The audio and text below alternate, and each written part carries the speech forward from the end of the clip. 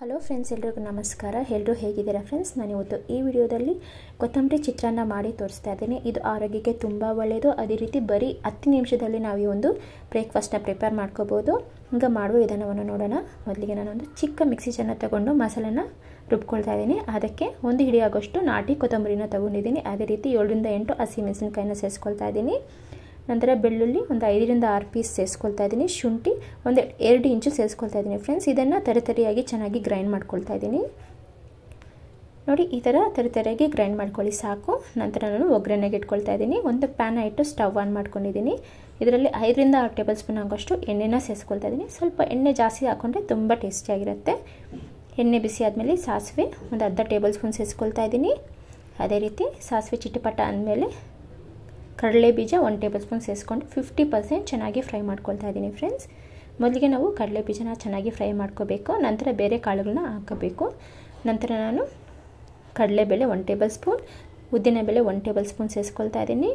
ನಂತರ ಅರ್ಧ table spoon ಆಗೋಷ್ಟು ಜೀರಿಗೆ ಸೇರಿಸ್ಕೊಂಡು ಚೆನ್ನಾಗಿ ಫ್ರೈ ಮಾಡ್ಕೊಳ್ತಾ ಇದ್ದೀನಿ. ಮೀಡಿಯಮ್ ಫ್ಲೇಮಲ್ಲಿ ಇದನ್ನು ಗೋಲ್ಡನ್ ಬ್ರೌನ್ ಕಲರ್ ಬರೋವರೆಗೂ ಚೆನ್ನಾಗಿ ಫ್ರೈ ಮಾಡ್ಕೋಬೇಕು. ಈಗ ಚೆನ್ನಾಗಿ ಫ್ರೈ ಆಗಿದೆ ಫ್ರೆಂಡ್ಸ್. ಈಗ ನಾನು 1 ಕಪ್ ಆಗೋಷ್ಟು ಈರುಳ್ಳಿನ ಸಣ್ಣದಾಗಿ ಕಟ್ ಮಾಡಿ ಹಾಕ್ಕೊಳ್ತಾ ಇದ್ದೀನಿ. ಅದೇ ರೀತಿ ಕರಿಬೇವು ಸ್ವಲ್ಪ ಸೇರಿಸ್ಕೊಂಡು ಚೆನ್ನಾಗಿ ಫ್ರೈ ಮಾಡ್ಕೊಳ್ತಾ ಇದ್ದೀನಿ. ಇದನ್ನು ಒಂದು 2 ರಿಂದ 3 ನಿಮಿಷ ಚೆನ್ನಾಗಿ ಫ್ರೈ ಮಾಡ್ಕೋಬೇಕು ಫ್ರೆಂಡ್ಸ್.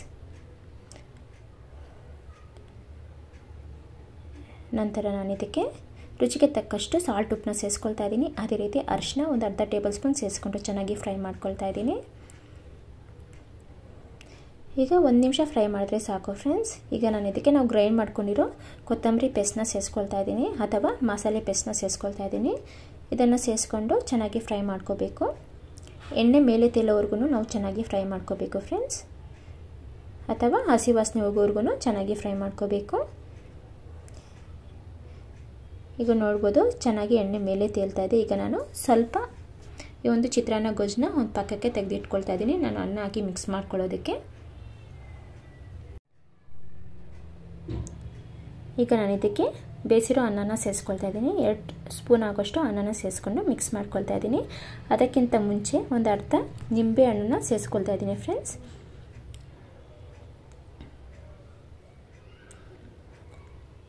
ಈಗ ಇದನ್ನು ಚೆನ್ನಾಗಿ ಮಿಕ್ಸ್ ಮಾಡ್ಕೋಬೇಕು. ತುಂಬ ಸುಲಭವಾಗಿ ಬರೀ 10 ನಿಮಿಷದಲ್ಲೇ ನಾವು ಈ ಒಂದು ಕೊತ್ತಂಬರಿ ಚಿತ್ರಾನ್ನ ಪ್ರಿಪೇರ್ ಮಾಡ್ಕೋಬೋದು. ಆರೋಗ್ಯಕ್ಕೆ ತುಂಬ ಒಳ್ಳೆಯದು. ಅದೇ ರೀತಿ ತುಂಬ ರುಚಿಕರವಾಗಿರುತ್ತೆ. ಇನ್ಸ್ಟೆಂಟಾಗಿ ನಾವು ಈ ಒಂದು ಬ್ರೇಕ್ಫಾಸ್ಟ್ನ ಪ್ರಿಪೇರ್ ಮಾಡ್ಕೋಬೋದು. ನಿಮಗೆ ಈ ರೆಸಿಪಿ ಇಷ್ಟ ಆದರೆ ಪ್ಲೀಸ್ ಲೈಕ್ ಮಾಡಿ, ಶೇರ್ ಮಾಡಿ, ಕಮೆಂಟ್ ಮಾಡಿ. ಮೊದಲ ಬಾರಿಗೆ ನನ್ನ ಚಾನಲ್ನ ನೋಡ್ತಿದ್ರೆ ಪ್ಲೀಸ್ ಸಬ್ಸ್ಕ್ರೈಬ್ ಮಾಡ್ಕೊಳ್ಳಿ ಫ್ರೆಂಡ್ಸ್. ಸಪೋರ್ಟ್ ಮಾಡಿ. Thank you for watching.